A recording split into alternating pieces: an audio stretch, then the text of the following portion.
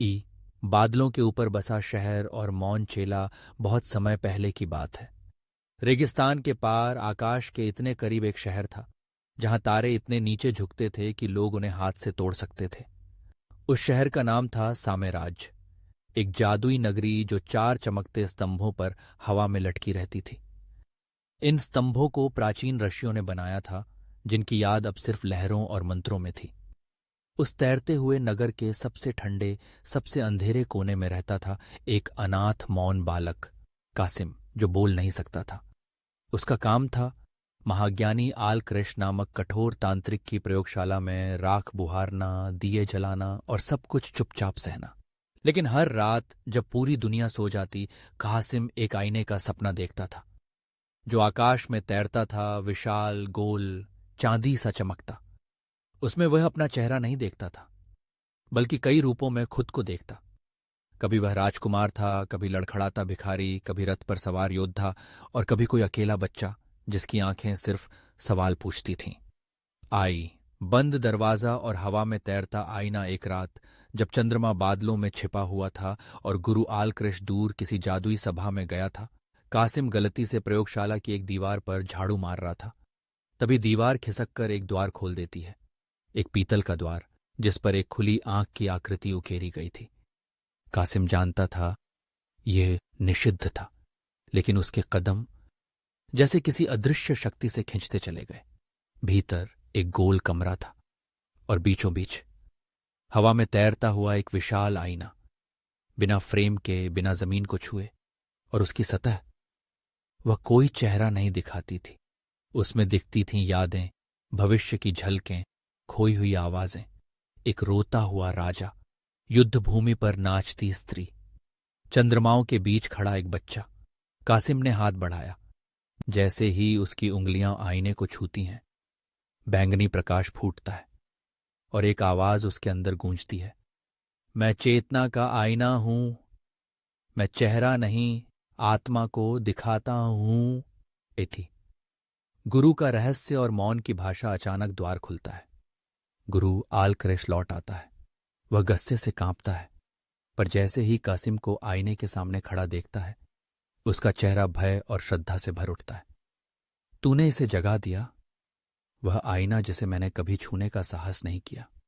अब जब तू चुना गया है, मैं तुझे सिखाऊंगा, पर शब्दों से नहीं, इशारों से। और पहली बार गुरु मौन की जादुई भाषा सिखाता है, जिसमें केवल हाथों की हरकतों से मंत्र आकार लेते हैं और चुप्पी बोलने लगती है। आईवी एक स्तंभ का टूटना और सच्चाई की पुकार। साल बीतते हैं। अब कासिम केवल चेला नहीं, वह है आईने का बुलाने वाला। लोग उसे बुलाते हैं जब उन्हें सच चाहिए, अपने अंदर की आवाज चाहिए, या अपने ही झूठों से मुक्ति। फिर एक रात सामेराज के 4 स्तंभों में से एक टूटने लगता है। पूरा नगर डगमगाने लगता है, आकाश दरकने लगता है।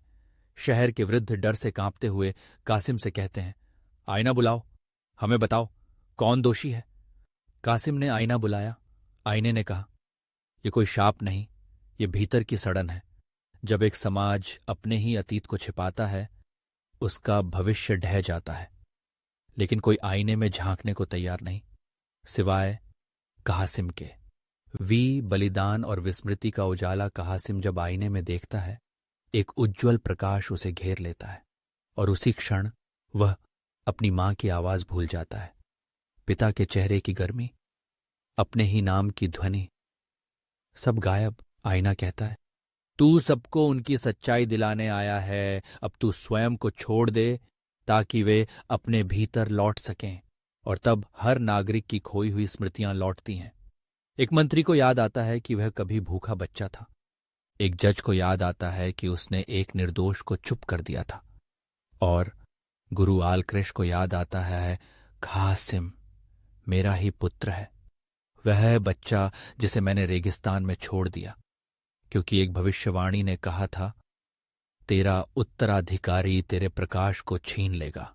सिख नया आरंभ और आईने की प्रतीक्षा। साम्राज्य अब आकाश में नहीं तैरता, वह धीरे धीरे उतरता है और एक पहाड़ की चोटी पर शांत होकर बैठता है। लोग अब फिर झूठ नहीं बोलते, वे मुस्कुराते, याद रखते और खुद को क्षमा करते हैं। कासिम, वह एक सुबह एक साधारण तंबू में जागता है। उसे कुछ याद नहीं, न आईना, न जादू, न मौन। लेकिन जब कोई दुखी व्यक्ति उसकी आंखों में देखता है, वह रोता है, फिर शांति से मुस्कुराता है। गुरु आलकृष्ण अब चुपचाप उसके साथ चलता है, एक पिता की तरह जिसे पछतावा है। और आईना अब भी उस पत्थर की गुफा में तैर रहा है, किसी ऐसे को ढूंढता हुआ जो खुद को देखने नहीं बल्कि खुद को समझने आए।